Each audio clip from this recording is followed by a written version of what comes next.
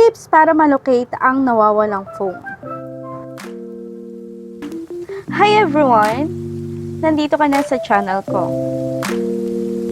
Make Easy TV. Tips, tricks, tutorials, at iba pa. Wait, intro, pasok. Please subscribe and please support each other. Please click the notification below. Please like and share. And comment below basta ikaw support kita. Nawawala ba ang iyong phone? Hindi mo alam saan mo nilagay ito? Rin ba sa pinagtripan ng tropa mo? O may jowa kang gustong subaybayan? Huwag na natin patagalin.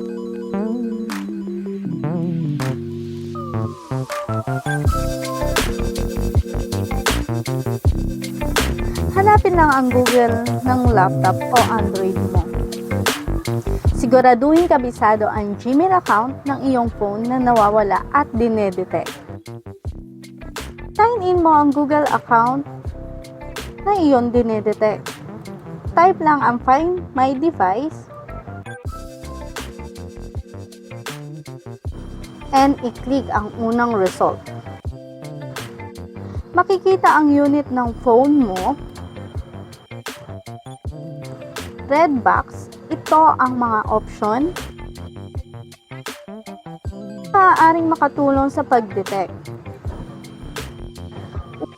Una, play sounds.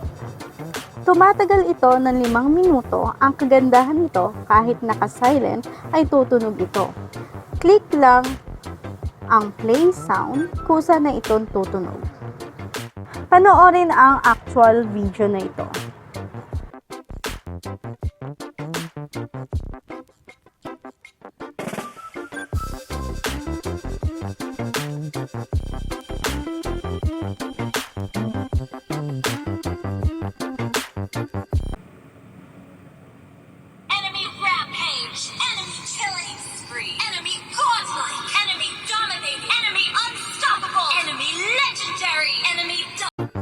Pangalawa, secure device. Pwede mo i-lock ang iyong device at mag-log out ang Google account mo. Kaya mo rin mag-display ng message o phone number sa lock screen ng phone mong nawawala.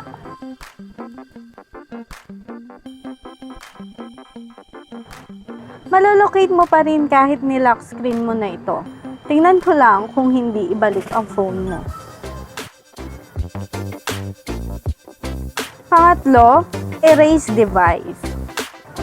Kung wala na talagang pag-asa maibalik pa, erase all content from device. Ito na ang hinihintay mo. Click lang ang red box. Malolocate mo ang location ng phone mo, mapajowa mo o loved ones.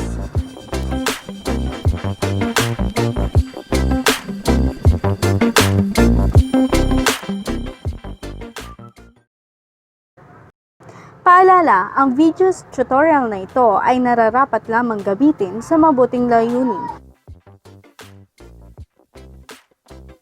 At hindi dapat gamitin sa masamang gawain bagkus makatulong ito sa kapwa natin.